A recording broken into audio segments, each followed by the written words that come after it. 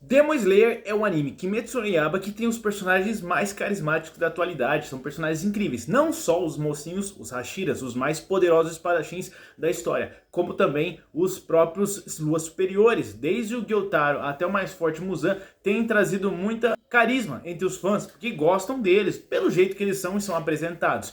Nesse vídeo eu vou trazer para vocês um rank 15 dos mais fortes, do mais fraco até o mais forte. E se faz sentido pra você, e se você gosta, você quer ver o seu personagem, qual rank ele tá, com base em estudos online, galera. Então, vai dizer aqui que eu vou fazer com base em estudos online, estudos de pesquisa, tá bom? Não vai ser a minha opinião sobre isso, a minha opinião tá de fora, mas eu quero ver a sua opinião.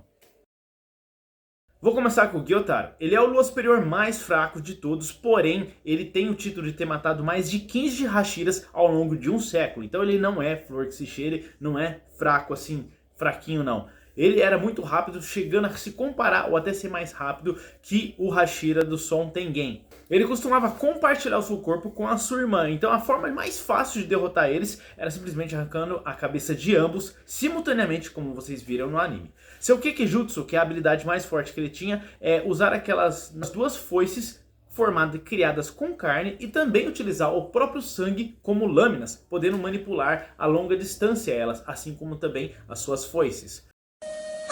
Outra coisa também é que ele acabou usando o sangue dele como uma forma de envenenar o seu adversário. É puro veneno aquilo, cara. Então, se você enfrentasse ele numa luta, tem que tomar muito cuidado para não ser envenenado. Assim como aconteceu com o Tengen e o Tanjiro companhia. Entendam que Gyotaro e Daki, apesar de compartilharem o mesmo corpo, eram yokais distintos e conseguiam manipular juntos a conexão psíquica deles, por isso que eles conseguiam se comunicar. Mas mesmo assim tinha aquele fator de você ter que derrotar os dois ao mesmo tempo. Gyotaro é um personagem que eu confesso que eu gostei muito dele, só que ele não conseguiu superar um que eu não gosto nada, eu acho meio esquisito ele, que é o Gyoko. Gyoko é um personagem que tem uma manipulação corporal muito mais acima do que o normal, conseguindo colocar corpos em lugares bem pequenos, como aqueles jarros que ele costumava se esconder. E não só isso, ele conseguia também se teleportar em qualquer outro jarro que estivesse próximo ali, para ele poder escapar de algum ataque contra ele. Claro que não é à toa que ele usava aqueles jarros, porque eles também faziam parte do Kekijutsu dele. E com eles ele conseguia fazer uma variedade de ataques, criando vários deles para poder soltar criaturas, até mesmo peixes assassinos. Além de usar os famosos tentáculos que aparecem em diversos animes do Japão, e também disparar aqueles jatos de água mortíferos. Uma das habilidades mais fortes dele, que era criar uma prisão de água que ele tentou prendeu o Eiichiro ali e quase finalizou com a vida do Hashira. Além da sua invocação de peixes que disparam aqueles espetos, que é para finalizar a pessoa dentro daquela prisão de água, ou os 10.000 peixes que ele utilizou para tentar matar o Eiichiro. Claro que, infelizmente, ele não conseguiu deixar o Eiichiro perder a sua concentração, porque ele era um personagem extremamente calmo, até mesmo numa luta onde ele corria risco de vida ou morte. Engana-se você que o combate corpo a corpo contra ele seria uma ótima opção, porque a forma máxima dele, a sua pele tem escamas tão duras quanto a de um dragão. Bom, digamos que ele dizia que era tão duras quanto o diamante. E se ele encostar em você, qualquer coisa que ele encoste se torna peixe. Então é complicado, tem que tomar cuidado. Só que ele foi de arrasta pra cima. Ficando em 13º colocado, a Mitsuri é uma Hashira muito forte, porém se você for ver entre todos os Hashiras ali, ela é mais fraca. Calma, não tô dizendo que ela é fraquinha não, porque ela tem uma força física extremamente acima da média. Tanto é que ela come bastante, ela come o suficiente para alimentar 3 lutadores de sumô, cara. Então imagina o seguinte. E ela luta com uma katana muito interessante, que parece uma katana chicote. Na hora que eu vi ela, eu me lembrei da Ivy de Soul Calibur. O estilo de habilidade dela que é interessante, que é a respiração do amor. Se for ver, amor é um tipo de calor, né? Tá entendendo onde eu quero chegar? Não sei. Sim, galera, ela era discípula do Rengoku, o guerreiro, o portador, o pilar do fogo.